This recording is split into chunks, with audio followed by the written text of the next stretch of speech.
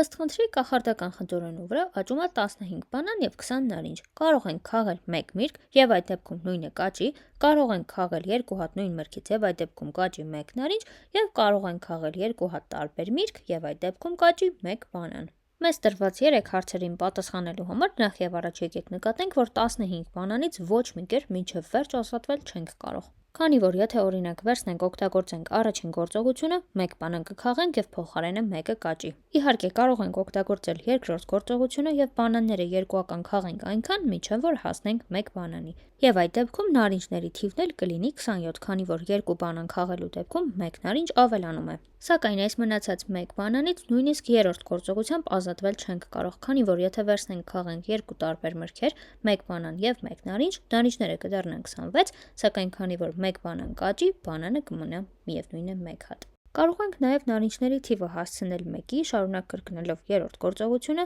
և քանի որ վերջում կմնա 1 բանան և 1 նարինջ, ևս մեկ անգամ երրորդ գործողությունը կրկնելով կստանանք 1 բանան։ Եվ այսպես ստացանք A հարցի պատասխանը՝ գործողությունների հաջորդականությունը, որպեսզի խնձորենու վրա մնա 1 միրգ, B հարցի պատասխանը՝ կմնա 1 բանան, և G հարցի պատասխանը, քանի որ այդ 1 բանանից ազատվել չենք կարող, պատասխանն է ոչ։